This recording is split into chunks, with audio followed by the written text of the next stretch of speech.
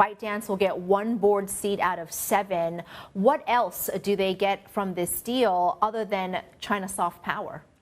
I think for the corporate, ByteDance is very much, ready to let the TikTok U.S. part go. This is not going to affect ByteDance's, global operations in elsewhere, from Brazil to Singapore, whatever.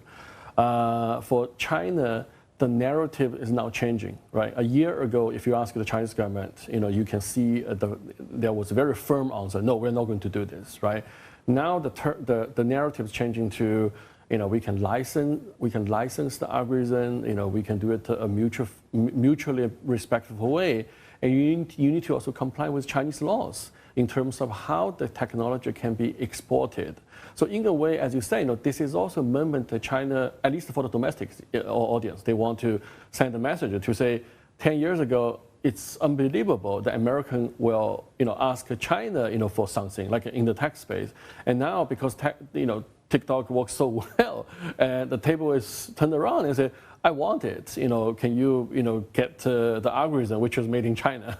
So I think that this is good for the national pride, as Chinese government try to tell the story, explain why, the Chinese government agrees to sell TikTok eventually. But it is still so delicate because in the language that China did elaborate to say that it would be in line with requirements of Chinese law, but right. In the English statement, it only said applicable laws. That's right. You can see, there are still a lot of, different interpretations, almost like, it reminded me when Nixon, signed the Shanghai Communique, there are different versions even in terms of translations. Yeah, so we're looking at Chinese tech now, and it brings me to the H-1B visa, a $100,000 annual fee, sparking concerns among Indian tech workers and IT service companies in the United States. Well, what will that mean for you? But interestingly enough, call it timing, China has the K visa, which goes into effect on October the 1st. That's right. It does put the two countries in very sharp comparison.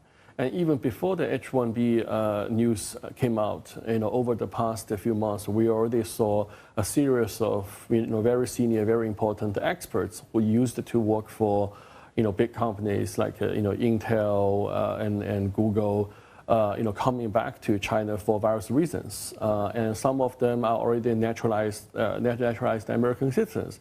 Now they choose to either teach at Tsinghua University or work for other Chinese companies. I think politics is certainly one aspect to look into in terms of the immigration policy. The other thing is everyone knows all those Silicon Valley companies hire a significant number of foreign talents on H-1B visa. So now it's really a question for those HR people to decide cost versus the importance. And some of them will go back to China, especially for those like China-born PhD graduates in the U.S. Originally they have an American dream. Now some people will think twice. So this is good for in terms of the prospect. Go back to self-reliance on technology and innovation. If you take a long-term view, this is certainly good news for China in the very long-term perspective. In a way, like Trump is helping China to get better prepared for the future of technologies. So this is trying to attract STEM talent. I'm looking at some numbers here. China has been open to international exchange in the first half of this year. 38 million travelers, which was a 30% increase on year. 13.6 million of those were visa-free. 55 countries can transit in China 240 hours without any visa fees. 75 countries now have visa-free access into China. Right. Are people going there? Are they interested in checking it out? I was recently in Beijing and Shanghai. I can tell, compared with the end of COVID, even last year, I do see more people in the hotel for breakfast. I take it as a good sign. But I talked to the local officials. They also understand, the number of foreigners, coming back to China, visiting China, are not yet, back to the pre-COVID level. Some senior executives for multinational companies, during COVID, they relocated to Singapore or elsewhere. They are also weighing on different factors, whether they should come back or not. But the momentum is picking up. The the visa, the easing restrictions on foreigners to come. Even we are in Hong Kong, right?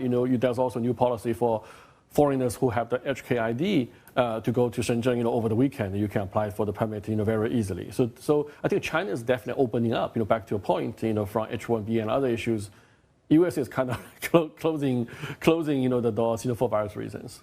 We're also watching Nvidia getting caught between a rock and a hard place when it comes to China and the United States. Of course, there is the export controls and also China's effort to curb access to Nvidia chips. Right. How do you see this? I think, unfortunately, Nvidia is now in the crosshair of the U.S.-China, tensions. But given the Trump and Xi call on Friday, I think things could improve a little bit, at least in terms of sentiment, for Nvidia case.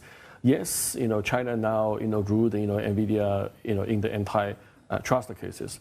But we also saw many previous cases, those cases could be resolved more peacefully, right? Most recently, Google was actually under the antitrust investigation for its Android system in China for a while. And then the Chinese market regulator suddenly decided to suspend the case. Very well timed, around the time, when Trump and Xi jumped on the call, right? So the Chinese side tried to send some signals to the counterpart. I think they still want American chips. China is not yet there to like 100%, rely on the self-developed, chips. But they want to make the rule clear. I'm the buyer, so I have my rule. It's not like you can just dump whatever you wanted me to buy and on your terms at the price you set, right? The other thing is everybody expects Jensen is going to upgrade the chips to develop something called the B30 or B30A for Chinese market. This is like when people know iPhone 17 is coming. And then you will hold a little bit and say, wait a minute. So I think this is part of the tactics for negotiation. China wants to get something better and then use H20 and the antitrust as sort of playing the card to negotiate with the U.S. side.